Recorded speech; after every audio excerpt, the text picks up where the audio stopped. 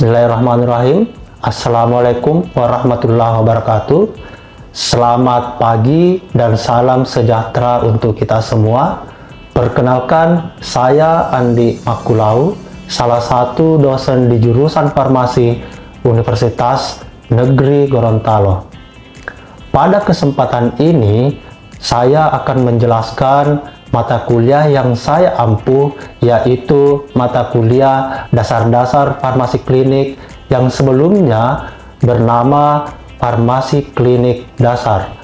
Karena adanya pergantian kurikulum, oleh karena itu mata kuliah ini mengalami perkembangan pada kurikulum yang terbaru ini. Tujuan video ini adalah dalam rangka memenuhi salah satu persyaratan sertifikasi dosen pada tahun 2025. Mata kuliah dasar-dasar farmasi klinik merupakan mata kuliah wajib 2 SKS di semester 4 program studi D3 Farmasi. Setelah menyelesaikan mata kuliah ini, diharapkan mahasiswa dapat memiliki pemahaman tentang peran dan tanggung jawab tenaga farmasi pada pelayanan farmasi klinik yang berorientasi pada pasien, mencakup pengkajian terapi obat, indikasi, dan penyelesaian masalah terkait obat, serta optimalisasi terapi melalui kerjasama interprofesional. Selain itu, mata kuliah ini juga melatih kemampuan komunikasi klinik, penalaran klinik yang berbasis bukti, dan dokumentasi pelayanan kefarmasian. Penerapan prinsip-prinsip farmasi klinik dalam berbagai kondisi penyakit akan ditekankan melalui studi kasus dan diskusi kelompok. Adapun capaian pembelajaran lulusan program studi D3 Farmasi yang dibebankan ke mata kuliah dasar-dasar farmasi klinik meliputi CPL2. CPL2 menguasai konsep teoritis bidang farmasi untuk digunakan dalam praktik kefarmasian. Kemudian ada CPL4, mampu melakukan pengumpulan data, pengelolaan data, dan menyusun laporan kasus dan atau laporan kerja sesuai dengan ruang lingkup kerjanya. CPL 6 mampu menyelesaikan pelayanan resep dan swamedikasi sesuai dengan etik dan hukum. Adapun capaian pembelajaran mata kuliah ke CPMK, mata kuliah dasar-dasar farmasi klinik terdiri dari 3 CPMK. CPMK pertama mampu menjelaskan tentang asuhan kefarmasian, high alert dan LASA, kepatuhan pasien, dan interaksi obat pada pelayanan kefarmasian pasien. Kedua, mampu mengelola medication error serta menerapkan prinsip patient safety dalam praktik kefarmasian untuk meningkatkan kualitas pelayanan dan perlindungan terhadap pasien. Ketiga, mahasiswa mampu melakukan pelayanan farmasi klinik sesuai standar untuk menjamin keamanan, efektivitas, dan rasionalitas penggunaan obat pada pasien. Metode pembelajaran yang digunakan pada mata kuliah dasar-dasar farmasi klinik adalah metode pembelajaran problem based learning, di mana sistem pembelajaran ini terdiri dari 3 bagian. Yang pertama sekali adalah pre-exciting material, yang mana di sini mahasiswa dibagikan materi terlebih dahulu di sistem SIAT UNG, kemudian juga akan dilanjutkan pada mata kuliah tatap muka, yang dimana materi akan ditelaah. Selanjutnya, yang terakhir adalah akan dibentuk group discussion, di mana di sini setiap mahasiswa dituntut untuk menyampaikan gagasan dan idenya di dalam kelas. Kemudian materi yang disajikan pada mata kuliah ini adalah asuhan kefarmasian, identifikasi masalah terkait obat, pelayanan informasi obat, medication error dan patient safety, high alert dan LASA, pemantauan terapi obat, pencatatan efek samping obat, interaksi obat, dan kepatuhan pasien. Adapun referensi yang digunakan dalam mata kuliah ini adalah referensi-referensi yang update dan paling mutakhir dengan menggunakan e-book dan artikel pada jurnal bereputasi yang relevan sesuai dengan topik, juga artikel penelitian dari dosen pengampu mata kuliah seperti Stokely Drug Interaction, Source Book of Interaction, edisi ke-12, Drug Interaction Pact, Authority on Drug Interaction tahun 2009 oleh David Tatro, dan juga ada Clinical Pharmacy and Therapeutic Roger Walker and Kate Whittlesey. Ada juga beberapa penelitian yang dipublish oleh dosen penanggung jawab seperti identifikasi drug-related problem pada pasien diabetes mellitus di Rumah Sakit Kota Gorontalo, dan juga ada analisis profil dan faktor-faktor yang mempengaruhi kepatuhan pengobatan pasien diabetes mellitus. Pembelajaran mata kuliah dasar-dasar farmasi klinik ini akan dilaksanakan selama 16 kali pertemuan, yang mana terdiri dari penyampaian dan pembahasan materi di minggu pertama hingga ke-7, sedangkan pada minggu ke-8 akan dilaksanakan ujian tengah semester, kemudian dilanjutkan pada pertemuan 9-15 pembahasan materi, dan terakhir di minggu ke-16 akan dilakukan ujian akhir semester. Adapun aspek penilaian akhir dari mata kuliah dasar-dasar farmasi klinik meliputi kuis dengan bobot penilaian 15%, problem based learning dengan bobot penilaian 50%, UTS atau ujian tengah semester dengan bobot penilaian 15%, dan ujian akhir semester atau UAS dengan bobot penilaian 20%. Demikianlah informasi singkat yang dapat saya sampaikan terkait pembelajaran mata kuliah dasar-dasar farmasi klinik Prodi D3 Farmasi Universitas Negeri Gorontalo. Berikut cuplikan video pembelajaran yang dilakukan atau dilaksanakan secara tatap muka di dalam kelas. Selamat menyaksikan dan terima kasih. Wabillahi taufiq wal hidayah. Assalamualaikum warahmatullahi wabarakatuh. Oke, kita mulai ya pertemuan kita hari ini. Assalamualaikum warahmatullahi wabarakatuh. Waalaikumsalam warahmatullahi wabarakatuh. Jadi mata kuliah kita hari ini merupakan mata kuliah dasar-dasar farmasi klinik. Untuk minggu ini kita akan membahas interaksi obat. Oke, sebelum saya masuk ke pembelajaran, kita berdoa dulu ya, menurut ajaran dan kepercayaan kita masing-masing. Mungkin ketua kelas bisa pimpin doanya.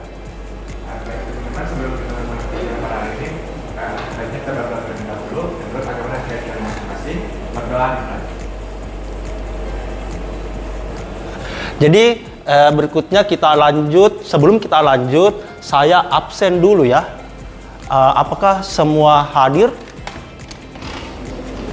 Ada ya. Jadi saya absen satu persatu. Siti Eka. Oke, jadi sebelum saya lanjut ke materi terkait dengan interaksi obat, saya mau review dulu materi minggu lalu ya. Ada yang ingat materi minggu lalu? Medication error. Oke, hebat-hebat ya. Oke, siapa yang ingat apa itu medication error? Saya, Pak. Oke, Fatina. Jadi Pak, untuk medication error sendiri itu maksudnya adalah kesalahan pengobatan. Maksudnya adalah jadi setiap tindakan yang dilakukan itu bisa saja dicegah. Nah, proses pencegahan ini malah menimbulkan medication error atau kesalahan pengobatan pada pasien. Baik obat itu dalam tanggung jawab pasien maupun tanggung jawab tenaga kesehatan. Oke, hebat Fatina ya. Saya kasih hadiah ya untuk Fatina. Terima kasih, Pak. Silakan. Berikutnya, tahap-tahap medication error.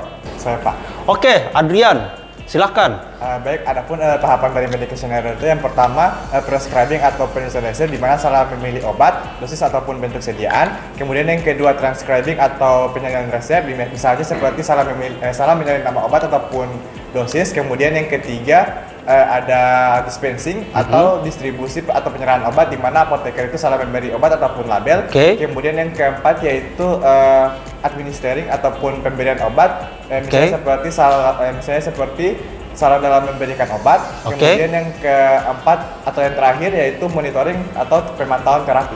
Oke, hebat ya Adrian. Saya kasih hadiah untuk Adrian ya. Silakan Adrian.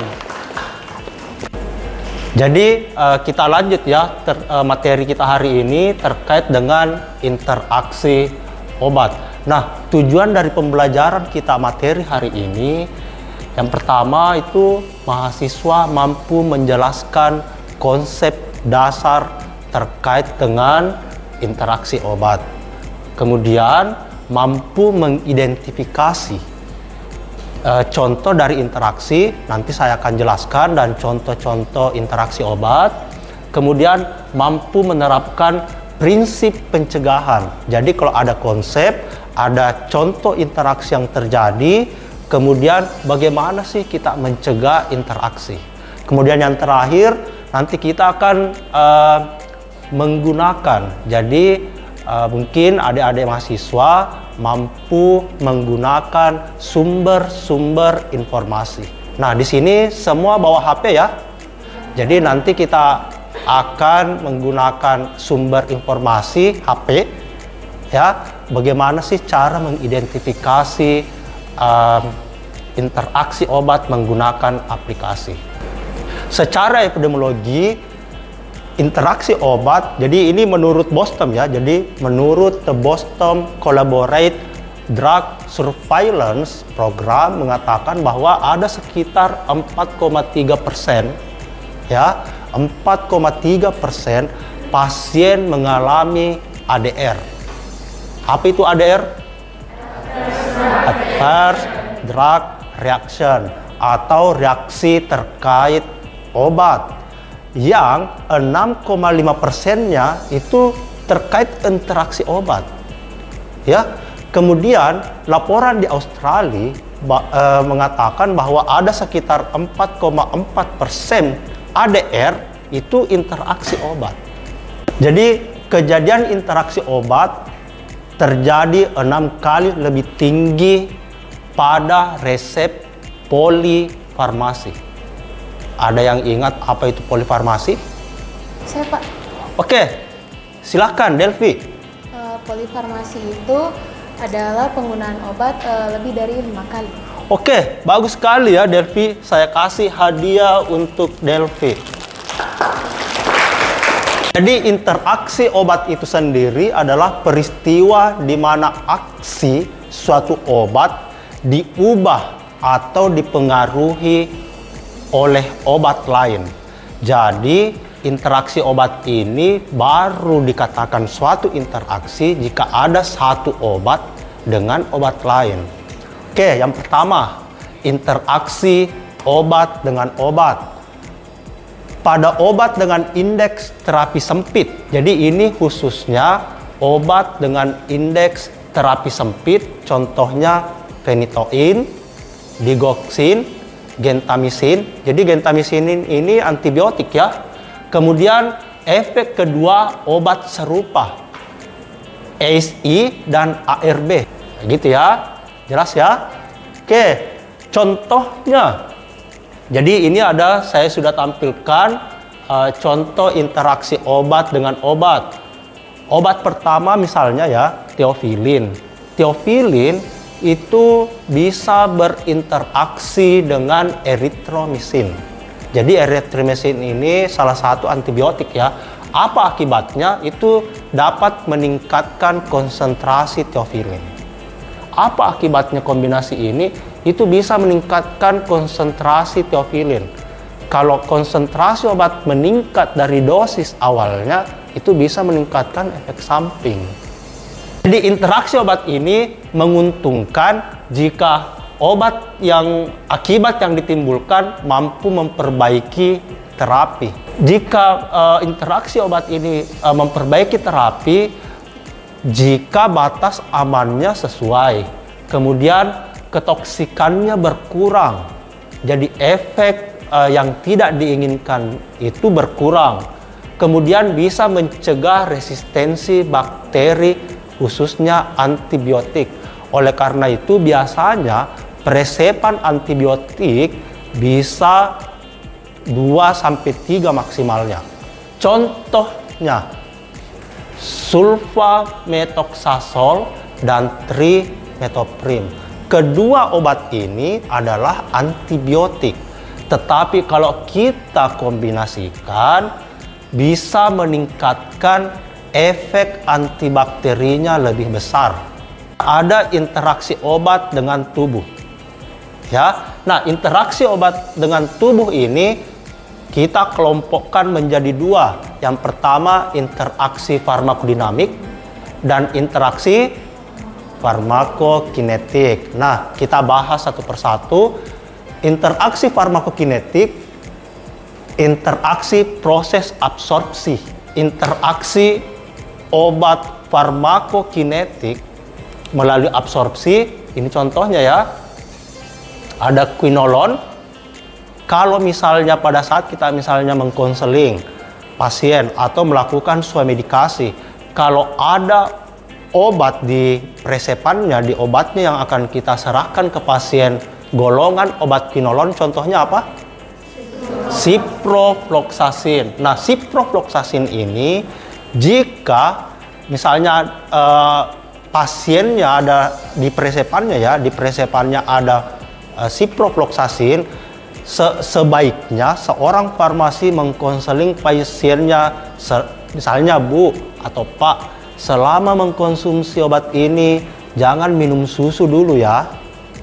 Oleh karena itu penanganannya berbeda waktunya. Misalnya kalau ciprofloxacin diminum sebelum makan, nah setelahnya 2-3 jam berikutnya baru boleh mengkonsumsi obat yang mempengaruhi. Berikutnya, tadi farmakokinetik, kemudian interaksi farmakodinamik. Interaksi obat yang bekerja pada sistem reseptor, tempat kerja, dan sistem fisiologik yang sama. Jadi interaksi ini ada istilahnya sinergis dan antagonis. Yang dimaksud dengan sinergis, efek interaksi yang menguntungkan. Yang tadi yang kita jelaskan ya. Kemudian antagonis yang saling bertentangan. Ya, yang saling bertentangan dan bahkan tidak mempengaruhi efek yang lain. Contoh obatnya, misalnya nih, benzodiazepin itu berinteraksi dengan etanol ataupun antihistamin. Efek interaksinya itu dapat meningkatkan sedasi. Jadi hati-hati menghindari kombinasi obat yang saling berinteraksi. Oke, saya akan berikan salah satu contoh ya. Misalnya ada pasien TB. Pasien TB ini itu harus diberikan, biasanya ada 4 golongannya ya. Ada 4 jenis obat anti TB. Golongan obat ini itu biasanya pengobatan pasien mulai dari sampai 6-9 bulan ya. Jadi jangan berhenti. Kalau misalnya pasiennya TB, kemudian pasiennya juga harus mengkonsumsi misalnya clopidogrel. Kalau kita ngecek, ternyata clopidogrel bisa berinteraksi dengan salah satu obat TB. Kira-kira apakah obatnya harus dihentikan kalau ada interaksi? Saya Pak. Oke, silakan Cahyo. Jadi Pak, keempat golongan tadi, rifampicin, isoniazid, tirazinamid, dan ethambutol itu tetap dilanjutkan, tetapi untuk yang JPG itu dihentikan. Agak baiknya itu yang JPG itu diganti dengan obat yang aman seperti aspirin. Oke, bagus jawabannya Cahyo ya. Oke, kasih aplaus buat Cahyo. Kemudian interaksi obat dengan bahan alam pada umumnya dianggap tidak toksik, ya.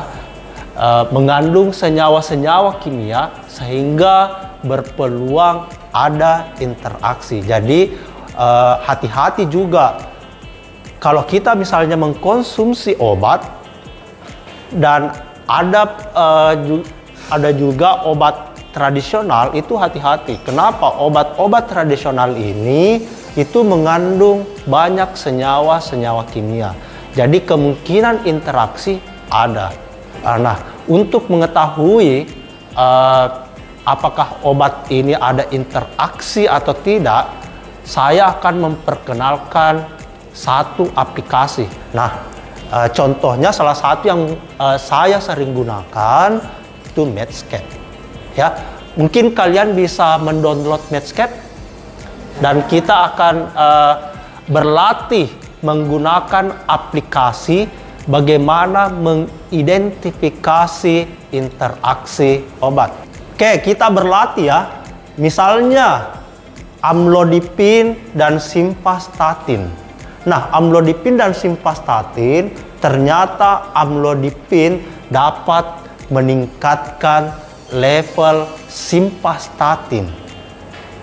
Dan ini bukan interaksi secara absorpsi. Jadi walaupun diminum terpisah dalam hari yang sama, tetap ada interaksi. Ya, oleh karena itu apa yang harus dilakukan? Nah, di sini mengatakan bahwa serius. Menurut aplikasi ini terpercaya. Jadi tiap bulan kita itu update. Di sini interaksinya serius. Gunakan use alternatif atau gunakan alternatif lainnya. Jadi apa yang harus dilakukan? Salah satu dari obat ini itu gunakan alternatif lainnya. Kalau bukan amlodipinnya yang diganti, simvastatinnya yang diganti. Oke, kita berlatih ya. Kita berlatih masing-masing mungkin bisa membuka HP-nya. Saya ngasih kasus. Misalnya ada pasien ini diresepkan ciprofloxacin. Jadi ciprofloxacin ini antibiotik ya. Kemudian di resepnya ada juga sukralfat. Nah, sukralfat ini biasanya kan digunakan untuk melindungi lambung, biasanya obat saluran cerna ya, tapi biasanya sering dikombinasi. Nah, tapi obat ini kemungkinan ada interaksi. Kira-kira kalau kita menggunakan Medscape, apa interaksinya? Ada yang bisa jawab menggunakan Medscape ya? Saya Pak. Ya, silakan Miribi. Jadi setelah dicari di Medscape, satu interaksi ditemukan dengan memantau secara dekat. Ya. Karena sukralfat ini dapat menurunkan kadar dari ciprofloxacin ini dengan menghambat absorpsinya atau penyerapannya. Ya. Oleh karena itu, untuk menghindari tersebut, maka ciprofloxacin ini harus diminum 2 jam sebelum atau 6 jam setelah pemberian dari sukralfat. Oke, bagus ya Miribi. Saya kasih hadiah ya. Nah, sampai di sini ada yang bertanya? Atau saya yang bertanya dulu ya. Pertanyaan saya yang pertama, hal-hal apa yang harus diperhatikan pada interaksi obat? Oke, silakan Afni. Baik, untuk hal-hal yang harus diperhatikan itu yang pertama menghindari interaksi antar obat. Oke. Melakukan penyesuaian dosis obat. Oke. Selanjutnya melakukan pemantauan pada pasien. Oke. Terakhir melanjutkan obat yang sudah dikonsumsi sebelumnya. Oke, bagus ya Afni. Saya kasih hadiah untuk Afni. Pertanyaan berikutnya, siapa yang bisa memberikan contoh satu saja interaksi obat? Saya, Pak. Oke, silahkan Nabil.